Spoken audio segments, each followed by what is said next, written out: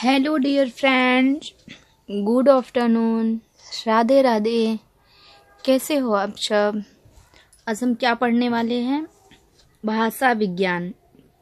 भाषा विज्ञान में हम भाषा विज्ञान के 30 क्वेश्चन है। आज हमने भाषा विज्ञान के 30 क्वेश्चन को लिया हुआ है। ये रहे हमारे आज के 30 क्वेश्चन। तो आइए हम अपने क्वेश्चन नंबर 1 पे चलते हैं। संसार की भाषाओं का वर्गीकरण कितने प्रकार से किया गया है? तो आंसर दीजिए। 1, 2, 3, 4। कितने प्रकार से किया गया है संसार की भाषाओं का वर्गीकरण? यस 2 होगा। कितने प्रकार से किया गया है? 2। वो 2 प्रकार कौन कौन से हैं? वो 2 प्रकार में हमारी आती है आकृति मूलक। कौन सी आएगी उसमें? आकृति मूलक वर्गीकरण है। दूसरा कौन सा है? आकृति मूलक वर्गीकरण दूसरा हमारा हो जाएगा पारिवारिक। कौन सा है दूसरा? पारिवारिक वर्गीकरण। उसके बाद फिर आइए क्वेश्चन नंबर 3 देखते हैं। वर्गीकरण में भाषा के इतिहास को आधार बनाया जाता है। किस वर्गीकरण में भाषा के इतिहास को आधार बनाया जाता है? पारिवारिक में या आकृति मूलक में? ऑप्शन नंबर 1 आकृति मूलक, 2 है पारिवारिक, 3 है योगात्मक, 4th ऑप्शन है हमारा योगात्मक। कौन सा हो जाएगा? भाषा के इतिहास पारिवारिक। जैसे हम अपने परिवार में दादा परदादा, मतलब परिवार की पृष्ठभूमि में अगर जानना चाहें, हाँ तुम्हारे दादा कौन थे, परदादा कौन थे, तो हम जो हमारी पारिवारिक स्थिति उसके इतिहास के बारे में बताते हैं। फिर उससे पता चलता है कि हाँ हम उनके वंशज थे। तो उसी तरह से भाषा के वर्गीकरण में हम इतिहास को आधार बनाते हैं। जब पारिवारिक पृष्ठभूमि भाषा की जाननी हो तो उसमें हम भाषा के इतिहास को आधार बनाते हैं। इसमें हम इतिहास को आधार बनाते हैं। इतिहास वंशात्मक भी लिया जाता है,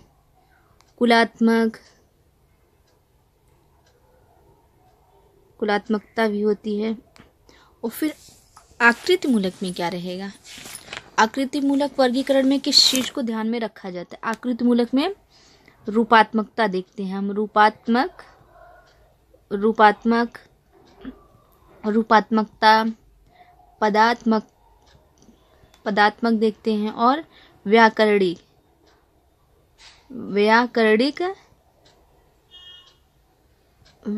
दृष्टि से, और रचनात्मक, वाक्यात्मक, ये सब में हम आकृति मूलक वर्गीकरण में देखते हैं।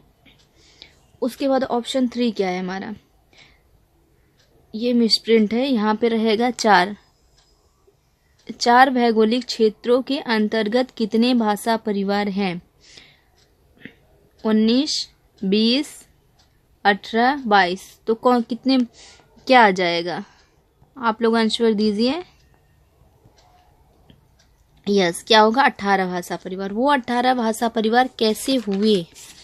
तो सबसे पहले जो 4 भौगोलिक क्षेत्रों में सबसे नंबर 1 पे कौन सी आती है? यूरेशिया। कौन सी आती है? यूरेशिया भूखंड नंबर 1 पे यूरेशिया भूखंड है। नंबर 2 पे क्या आती है? अफ्रीका। नंबर 2 पे अफ्रीका भूखंड आएगा। नंबर 3 पे क्या है? प्रशांत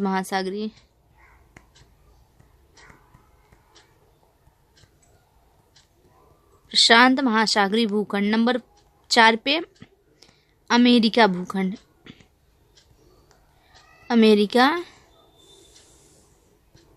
तो इसके अंदर कितने भाषा परिवार होते हैं? जो हमारी भारतीय भाषा परिवार है ना, वो यूरेशिया भूखंड के अंतर्गत आती है। इसके अंतर्गत 10 भाषा परिवार होते हैं। कितने होते हैं? 10 भाषा परिवार आते हैं। इसी में हमारा भारतीय भाषा परिवार भी आ जाता है यूरेशिया भूखंड में। और अफ्रीका भूखंड में 3 भाषा परिवार हैं। प्रशांत महासागरीय में 4 हैं। अमेरिका भूखंड में 1 है। तो टोटल कितने हुए? 10, 4, 14, 3, 17, 1, 18 हो गए ना हमारे 18 भाषा परिवार। 4 भौगोलिक क्षेत्रों के अंतर्गत 18 भाषा परिवार आते हैं। फिर देखते हैं, आचार्य किशोरीदास वाजपेयी ने अपभ्रंश को कौन सी भाषा कहा है? किशोरीदास वाजपेयी ने अपभ्रंश को ... की भाषा कहा है। नंबर 1 पे है अपभ्रंश भाषा, बी भ्रष्ट भाषा, अवहंस भाषा, ड़ की भाषा। आंसर दीजिए, कौन सी भाषा कहा है? यस, कौन सी भाषा कहा है? ड़ की भाषा। आचार्य किशोरीदास वाजपेयी ने अपभ्रंश को ड़ की भाषा कहा है। क्वेश्चन नंबर 5 कौन सा है हमारा? कौन सी बोली ओकार बहुला है? नहीं है, नहीं है पूछा गया है। नहीं है पे ध्यान दीजिएगा, क्योंकि नहीं है बहुत बार ऐसा होता है ना, फ्लो में हम नहीं देख पाते तो ओकार बहुला कौन सी है लगा देते, तो इसमें पूछा है कौन सी नहीं है। ऑप्शन नंबर 1 है कन्नौजी, कौरवी, कुमाऊनी, मालवी। ये मालवी है, सॉरी मिस प्रिंटिंग है, ये मालवी है। तो हमारा राइट ऑप्शन क्या होगा? कौरवी। कौरवी का एक अन्य नाम क्या है? खड़ी बोली भी है। कौरवी का एक अन्य नाम खड़ी बोली है। ये आकार बहुला में आती है। किस में आती है? कौरवी खड़ी बोली हमारी आकार बहुला है। आकार बहुला में आती है, जो पश्चिमी हिंदी के अंतर्गत आती है। क्वेश्चन नंबर 6, कौन सी बोली उदासीन आकार बहुला है? आंसर दीजिए, औधी, वधेली, दोनों या फिर कोई नहीं। यस दोनों होगी। यस दोनों होगी, औधी वधेली। हमारी उदासीन आकार बहुला में औधी और वधेली दोनों आ जाएगा, दोनों आते हैं इसमें। अब हम आते हैं लिपि। लिपि से भी एक क्वेश्चन लिया है हमने। देवनागरी लिपि किस प्रकार की लिपि है? अक्षरात्मक, वर्णनात्मक या दोनों हो जाएगा या फिर कोई नहीं? आंसर दीजिए आप सब। यस क्या होगा? दोनों नहीं होगा। नहीं, दोनों नहीं होगा, अक्षरात्मक होगा, क्योंकि वर्णात्मक लिपि में कौन सी आती है? रोमन लिपि। रोमन लिपि। अक्षरात्मक में हमारी, वर्णात्मक में रोमन लिपि आती है और अक्षरात्मक में देवनागरी लिपि आ जाएगी। क्वेश्चन नंबर 8 है, लिपि के विकास को क्रम से लगाइए। चित्रलिपि, प्रतीक लिपि, ध्वनि लिपि, भाव लिपि। ऑप्शन 1 है। ऑप्शन 2 क्या है? चित्रलिपि, भाव लिपि, प्रतीक लिपि, ध्वनि लिपि। ऑप्शन 2 है हमारा। ऑप्शन 3 में क्या आएगा? चित्रलिपि, प्रतीक लिपि, भाव लिपि, ध्वनि लिपि। ऑप्शन 4 क्या है हमारा? प्रतीक लिपि, चित्रलिपि, ध्वनि लिपि, भाव लिपि। तो आंसर बताइए आप सब क्या हो जाएगा? यस, सबसे पहले देखो, हम अपने माइंड में क्या करते हैं, कोई एक चित्र बनाते हैं। चित्र बनाएंगे तो उस चित्र को प्रतिबिंब के द्वारा प्रतिबिंब उसका बनाएंगे, फिर उसके बाद हम उसको भावनाओं द्वारा व्यक्त करते हैं। पहले किसी चीज़ का हम चित्र अपने माइंड में सेट करेंगे, फिर उसका एक प्रतीक बनाएंगे कि हाँ ये चित्र इसी चीज़ का है, उसको क्या नाम देना है, वो जो नाम देना है उसको हम अपनी भावनाओं में लाएंगे। उसके बाद ध्वनि द्वारा व्यक्त करेंगे, ध्वनि द्वारा उस नाम को बोलेंगे। तो हमारी लिपि का विकास क्रम राइट हो जाएगा। Third option, third is a right. Question number 9 पे आते हैं हम। क्वेश्चन नंबर 9 हमारा क्या कह रहा है? कौन सी भाषा मध्यकालीन आर्य भाषा के अंतर्गत नहीं आती? ध्यान दीजिएगा, इसमें पूछा है नहीं आती है, तो कौन सी नहीं आएगी? पाली, प्राकृतिक, अपभ्रंश, प्राकृत, अवहट। राइट आंसर दीजिए इसका आप सब। यस, कौन सी नहीं आएगी? अवहट। अवहट आती किस में है? अवहट हमारी किस में आती है? आधुनिक, यस आधुनिक आर्य भाषा में आएगी। अवहट हमारी आधुनिक आर्य भाषा के अंतर्गत आती है। इसका समय क्या है? समय है आधुनिक का 1000 से अब तक। अवहट का समय क्या है? 1000 से अब तक। तो पाली का समय क्या है? पाली का समय हो जाएगा हमारा 500 से 500 ईस्वी से है। 500 ईस्वी पूर्व से 1 ईस्वी। फिर उसके बाद प्राकृत का समय 1 ईस्वी से 500 ईस्वी हो जाएगा, 500 ईस्वी। और प्राकृत का समय क्या है? प्राकृत का समय हमारा हो जाएगा पाली प्राकृत अपभ्रंश। अपभ्रंश का समय है ये। फिर अपभ्रंश का समय क्या होगा? अपभ्रंश का समय हमारा 500 ईस्वी से 1000 होगा। 1000 के बाद फिर क्या आती है? आधुनिक आर्य भाषा में हमारी अवहट आ जाती है। पाली का समय 500 ईस्वी पूर्व से 1 ईस्वी है, और फिर प्राकृत का समय 1 ईस्वी से 500 ईस्वी है। अपभ्रंश का समय 500 ईस्वी से 1000 ईस्वी तक है। यस। क्वेश्चन नंबर 10 पे आते हैं। आचार्य दंडी ने अपने प्रसिद्ध ग्रंथ काव्यादर्श में कौन सी प्राकृत को सर्वोत्कृष्ट बताया है? पैसाची को, महाराष्ट्री को, मागधी को, शौरसेनी को? आंसर दीजिए। किसको सर्वोत्कृष्ट बताया है?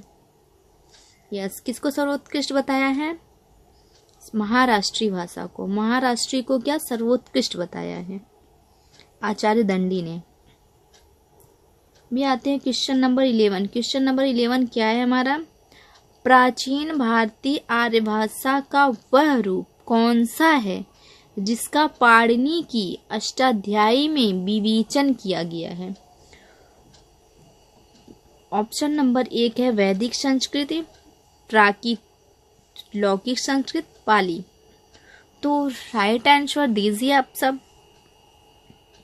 प्राचीन भारतीय आर्य भाषा का वह रूप जिसका पाणिनि की अष्टाध्यायी में विवेचन है, तो किसका मिलता है? किसका मिलता है? लौकिक संस्कृत का। Right answer. किस विद्वान ने अपभ्रंश को आधुनिक भारतीय भाषाओं के बीच की कड़ी अवहट को माना है? किस विद्वान ने आधुनिक भारतीय भाषाओं के बीच की कड़ी अवहट को माना है? आंसर 1 क्या होगा हमारा? दंडी ने। 2 सुनीत कुमार चटर्जी ने, हेमचंद किशोरीदास। तो किसने माना है? यस, किसने माना है? सुनीत कुमार चटर्जी ने। आधुनिक और भारतीय भाषाओं के बीच की कड़ी सुनीत कुमार चटर्जी ने माना है। क्वेश्चन नंबर 13 पे आते हैं। हिंदी दिवस कब मनाया जाता है? हिंदी दिवस कब से मनाया जाता है? यहाँ पे रहेगा कब से, मतलब हिंदी दिवस कब से मनाया जाने लगा है, कब से मनाया जाता है? 14 सितंबर 1950, 14 सितंबर 1953, 14 सितंबर 1950, 14 सितंबर 1949। राइट आंसर दीजिए। यस, हमारा आंसर क्या हो जाएगा? हिंदी दिवस 14 सितंबर 1953 से मनाया जाने लगा। तब से हर दिवस 14 सितंबर को हम हिंदी दिवस के रूप में मनाने लगे। कब से? 1953 से। पहली बार 1953, 14 सितंबर 1953 में हिंदी दिवस मनाया गया था, फर्स्ट टाइम। संविधान के 8वीं अनुसूची में कुल कितनी भाषाओं को मान्यता प्राप्त है? आंसर दीजिए कि संविधान की 8वीं अनुसूची में कुल कितनी भाषाओं को मान्यता प्राप्त है? आंसर 1 है 22, 14, 18, 17। आंसर दीजिए, कितनी भाषाओं को मान्यता प्राप्त है? यस, ये हमारा राइट आंसर क्या हो जाएगा? 22 भाषाओं को। कितनी भाषाओं को मान्यता प्राप्त है? 22 भाषाओं को। 22 भाषाओं को संविधान की 8वीं अनुसूची में मान्यता प्राप्त है। वो 22 भाषाएं कौन कौन सी हो जाएंगी? वो 22 भाषाएं हमारी कौन कौन सी हैं? तो हम देखते हैं वो 22 भाषाएं हमारी कौन कौन सी हैं। नंबर 1 पे क्या आएगा? ट्रिक से याद कर सकते। असमिया, सबसे पहले क्या आती है? असमिया। नंबर 1 है असमिया। नंबर 2 क्या आएगी? नेपाली। नेपाली को कब जोड़ा गया था? इसका आंसर दीजिए। नेपाली को कब जोड़ा गया था? नेपाली, मणिपुरी, मणिपुरी। नंबर 4 पे आएगा मणिपुरी, बंगला, बांग्ला भाषा, फिर उड़िया,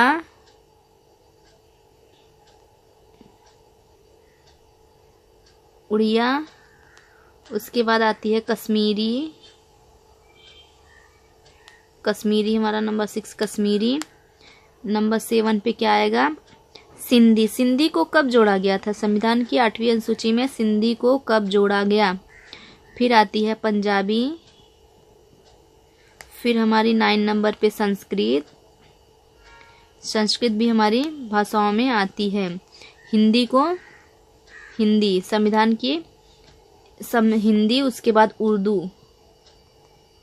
हिंदी, उर्दू, गुजराती, मराठी। मराठी भी वो 22 भाषाओं में आती है। उसके बाद मराठी के बाद क्या आएगी? यस, कौन सी है? कन्नड़। कन्नड़, कोंकणी, कोंकणी भी आती है, कन्नड़, कोंकणी। फिर क्या आएगी? मलयालम। कौन सी भाषा आती है? मलयालम। फिर क्या आएगा मलयालम के बाद? दीजिए आंसर। मलयालम के बाद क्या आएगा? तमिल लिखा? नहीं, तमिल नहीं आया है। तमिल, तेलुगु, तमिल, तेलुगु। तमिल तेलुगु के बाद क्या है? गुजराती लिखी हमने, गुजराती आ गई। मलयालम, कोंकणी, तमिल, तेलुगु, कन्नड़। उसके बाद क्या आएगी? बोडो। बोडो जो 2003 में जोड़ी गई थी। बोडो,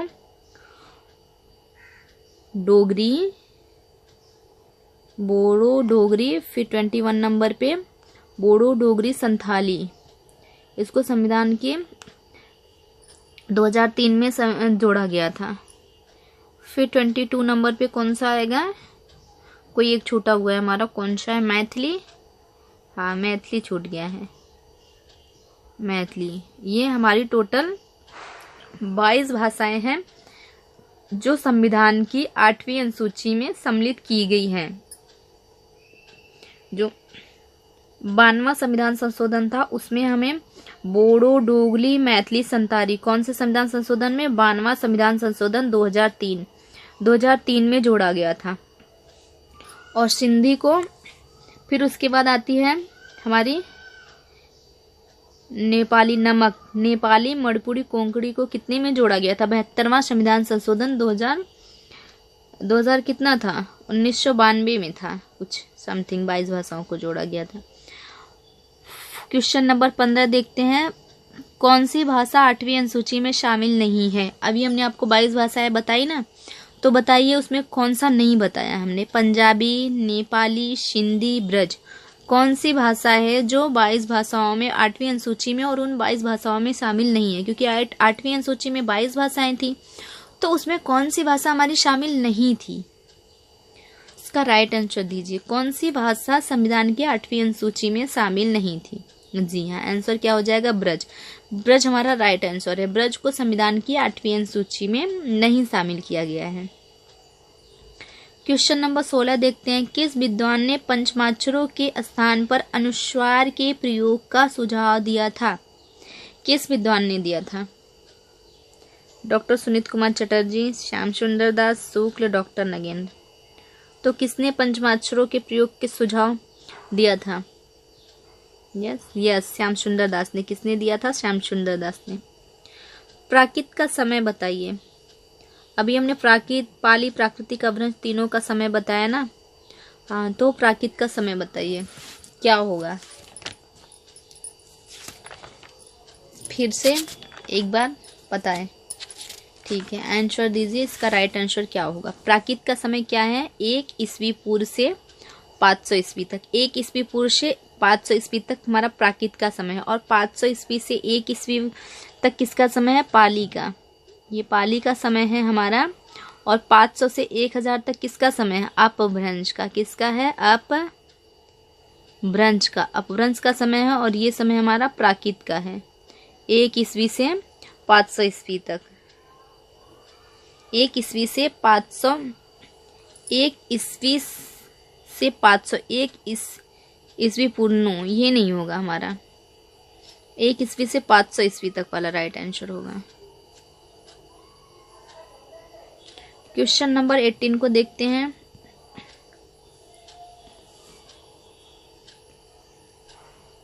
लिपि का सही विकल्प का चुनाव करें। लिपि विकास क्रम पूछा है। ब्राह्मी लिपि, उत्तरी शैली, सिद्ध मातृका, गुप्त लिपि। उत्तरी ब्राह्मी लिपि, गुप्त सिद्ध मातृका।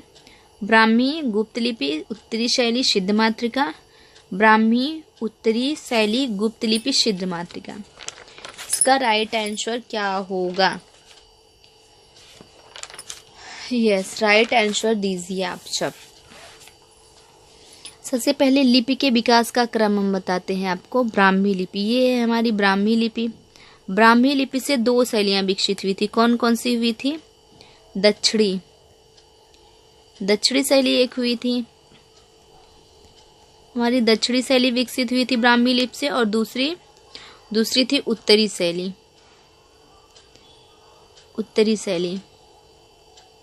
तो जो ये दक्षिणी शैली थी, इससे कौन सी लिपि का विकास हुआ था? तमिल, तेलुगु और कन्नड़ लिपि का विकास हुआ था। तमिल, तेलुगु, कन्नड़। और उसके बाद जो ये हमारी उत्तरी है, उत्तरी शैली से गुप्त लिपि का विकास हुआ था। किसका हुआ था? गुप्त लिपि का। गुप्त लिपि का विकास कब हुआ था? 4वीं-5वीं सदी में हुआ था। कब हुआ था? 4वीं-5वीं सदी में हुआ था। उसके बाद फिर गुप्त लिपि के बाद आती है सिद्ध मातृका लिपि। कौन सी आती है? सिद्ध मातृका लिपि। सिद्ध मातृका लिपि या कुटिल लिपि। कौन सी लिपि? या कुटिल लिपि। फिर इससे हमारी 2 लिपियां विकसित हुई थी। एक देवनागरी लिपि, और दूसरी कौन सी थी? दूसरी थी शारदा लिपि। शारदा लिपि थी हमारी। तो राइट आंसर क्या हो जाएगा? यस, हमारा राइट आंसर होगा ब्राह्मी लिपि। ब्राह्मी लिपि के बाद उत्तरी है, उत्तरी आ गई। फिर उसके बाद गुप्त आती है, गुप्त लिपि आ गई। फिर सिद्ध मातृका। तो हमारा राइट आंसर हो जाएगा ऑप्शन नंबर 4। ऑप्शन नंबर 4 हमारा क्या है? राइट आंसर है। ऑप्शन नंबर 4 हमारा राइट आंसर हो जाएगा। डिंगल भाषा का तात्पर्य है। डिंगल भाषा का तात्पर्य किससे है? राजस्थानी मिश्रित से, अपभ्रंश के योग से बनी राजस्थानी भाषा से, असाहित्यिक राजस्थानी भाषा से, या इनमें से कोई नहीं। आंसर दीजिए। यस, क्या हो जाएगा? अपभ्रंश के योग से बनी राजस्थानी भाषा। हमारा राइट आंसर 2 हो जाएगा। ऑप्शन नंबर 20 देखते हैं हम लोग। वैदिक भाषा में स्वरों की संख्या कितनी है? वैदिक भाषा में स्वरों की संख्या कितनी बताई गई है? वैदिक भाषा में स्वरों की संख्या 16, 12, 20, 13। क्या होगा राइट आंसर? यस, क्या होगा हमारा राइट आंसर? वैदिक भाषा में स्वरों की संख्या 13 है। क्वेश्चन नंबर 28 देखते हैं। अवध भाषा का तात्पर्य है। अवध भाषा का तात्पर्य किससे है? फर्निष्ठित अपभ्रंश से, अपभ्रंश मिश्रित राजस्थानी से, अपभ्रंश से, डिंगल से। तो किससे है? यस, परनिष्ठित अपभ्रंश से हो जाएगा। अवध भाषा का तात्पर्य परनिष्ठित अपभ्रंश से है। ऑप्शन नंबर 22 देखते हैं हम। अवधी बोली का अन्य नाम क्या है? यस, आंसर दीजिए। अवधी बोली का अन्य नाम क्या है? बुंदेली, कन्नौजी, बैसवाड़ी, अंतर्वेदी। तो क्या होगा राइट आंसर हमारा? अवधी बोली का अन्य नाम बैसवाड़ी है। क्या है? बैसवाड़ी। इसका एक अन्य और नाम है बैसवाड़ी का, इसको कोसली भी कहते हैं। क्या कहते हैं? कोसली। इसको कोसली कहते हैं। और इसकी उपबोलियां क्या हैं? जोलहा। अवधी की उपबोलियां हैं ये जोलहा, गहरा, जूडर। कौन सी है? जूडर। जोलहा, गहरा, जूडर अवधी के अन्य नाम है।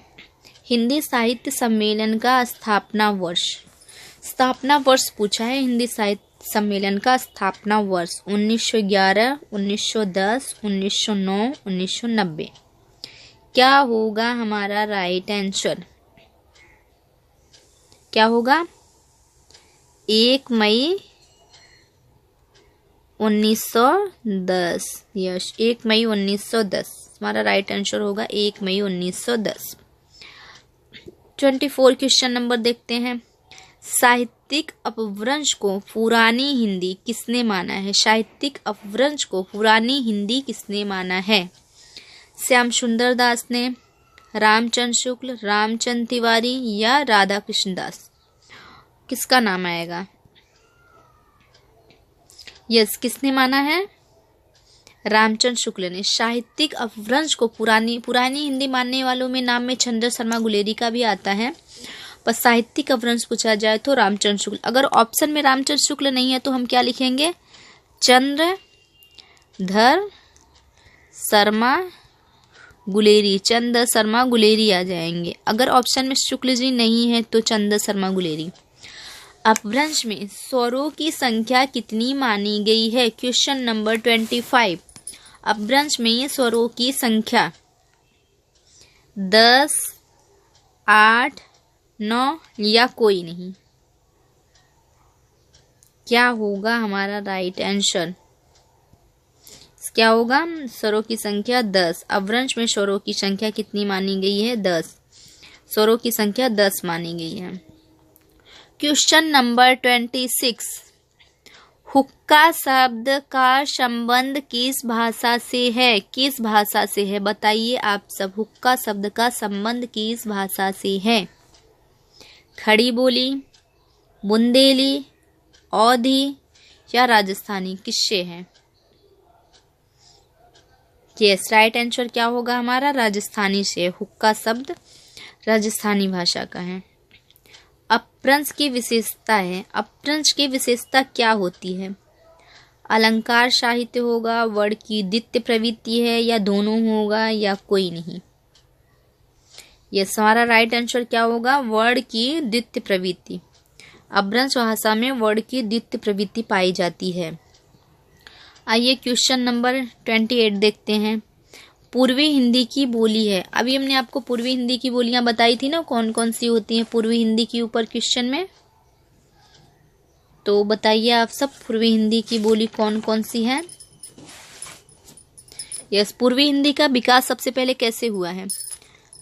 पूर्वी हिंदी का विकास हमारा अर्धमागधी से हुआ है। किससे हुआ है? अर्धमागधी से। अर्धमागधी से क्या हुआ है? पूर्वी हिंदी। और पूर्वी हिंदी की बोलियां हमारी कौन कौन सी हैं? अवधी आएगी,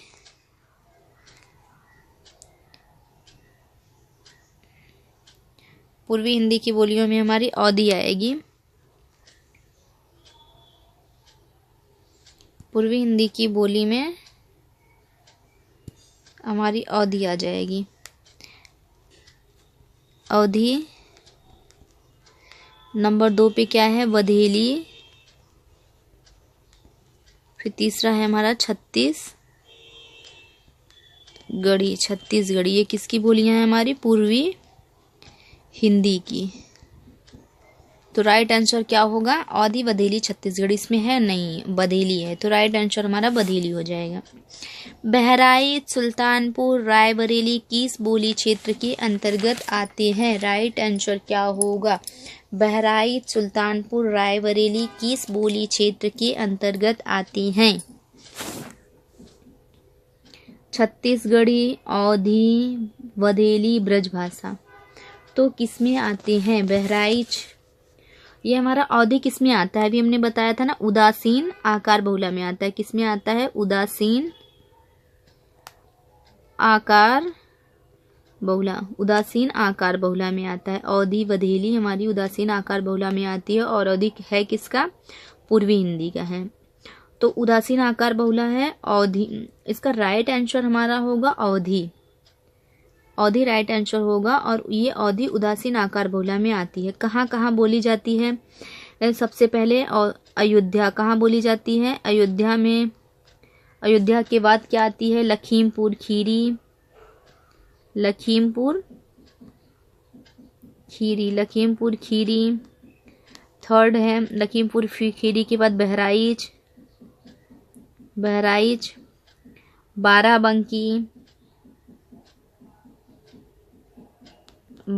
बाराबंकी, गोंडा,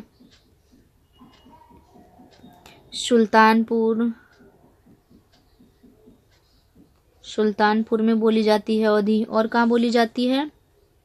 उन्नाव में भी बोली जाती है। और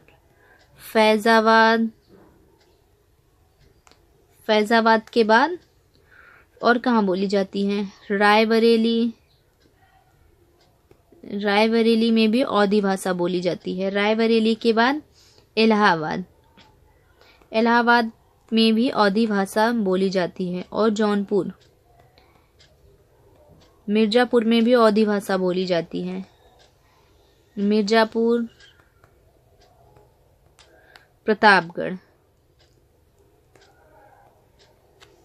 तो हमारा अवधी बोली कहाँ कहाँ बोली जाती है? अयोध्या, लखीमपुर खीरी, बहराइच, बाराबंकी, गोंडा, सुल्तानपुर, उन्नाव, फैजाबाद, रायबरेली, इलाहाबाद, जौनपुर, मिर्जापुर, प्रतापगढ़ आदि इन जगहों पे कौन सी बोली बोली जाती है? अवधी बोली जाती है। देखते हैं हम क्वेश्चन नंबर 30। हमारा 30वां और आखिरी क्वेश्चन है आज का कि हिंदी को संविधान के अनुच्छेद 343 के अधीन भारत की राजभाषा कब घोषित किया गया? 14 सितंबर 1949, 14 सितंबर 1950, 14 सितंबर 1953, 26 जनवरी 1950। तो राइट आंसर दीजिए आप सब। इसका राइट आंसर क्या होगा? कि कहाँ बोली जाती है, राजभाषा कब से घोषित किया गया है? हमारा हिंदी दिवस कब मनाया जाता है? 14 सितंबर 1953 से हिंदी दिवस मनाया जाने लगा है, तब से शुरू हुआ है। अभी ऊपर हमने ये क्वेश्चन देखा। तो राजभाषा कब घोषित किया गया? जब वो राजभाषा बनी तभी उसके बाद से तो हिंदी दिवस मनाया जाने लगा। तो हमारा 53 के पहले आएगा। तो 14 सितंबर 1949 से राजभाषा घोषित किया गया है। जो ये अनुच्छेद 343 है, अनुच्छेद 343 में ही क्या कहा गया था? अनुच्छेद 343 में ये कहा गया था कि संघ की राजभाषा क्या होगी? संघ की